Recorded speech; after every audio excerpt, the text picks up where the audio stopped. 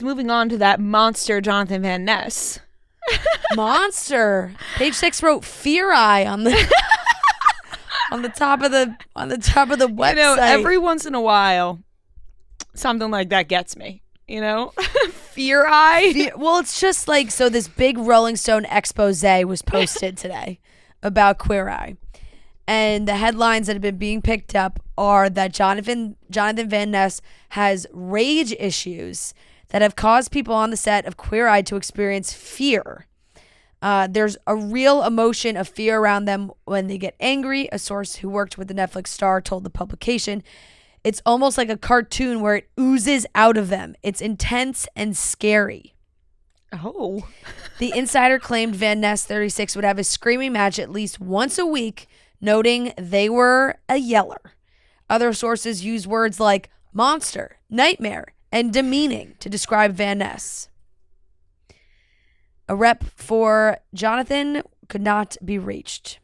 Rolling Stone cites at least 3 people who felt Van Ness was emotionally abusive and, quote, had rage issues. Fellow cast members as well as the crew were among the ones who allegedly felt their wrath. Netflix executives reportedly had at least one meeting with Van Ness over their alleged misconduct, but the expose notes that ultimately not much change came from that discussion. There's no accountability at all, one insider claimed.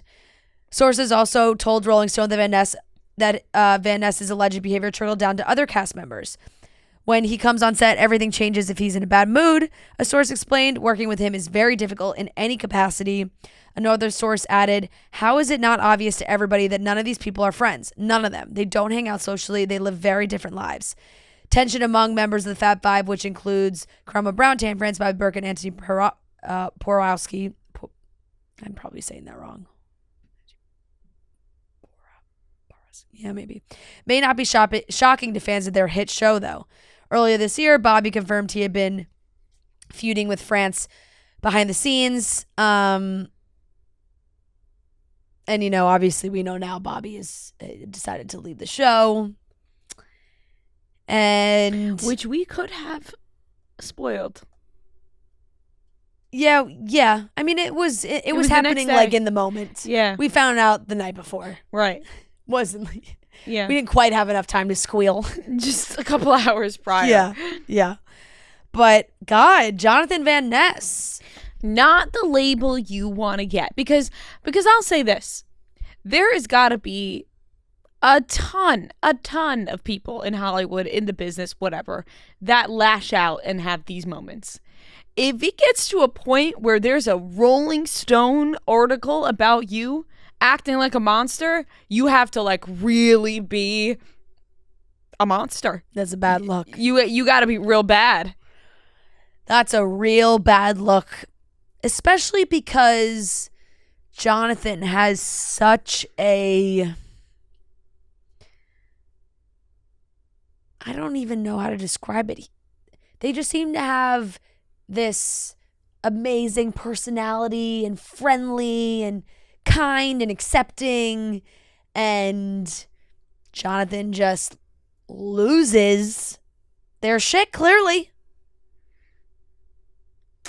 Often. I wish we had heard examples. Remember when Tan came on the show and said Jonathan FaceTime like nonstop, and then Jonathan was like, yeah, I do, when he came on Chicks in the Office? Yeah. That was a long time ago. Yeah.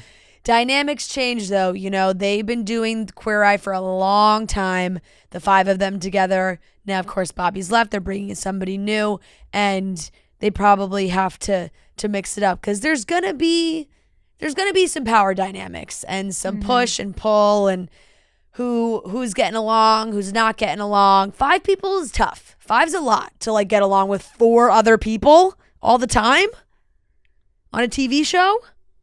Huh. I just think that's hard when you're not really even friends with them. You know? Like, it's forced friendship. You have to act like you're all besties, but you're really not. It's like a band. You're only all meeting because Right. meeting because you're on the show together. I guess that is true, and it's a common theme we've seen with bands. One Direction, Yeah. Fifth Harmony. The Beatles. The Beatles, they break up.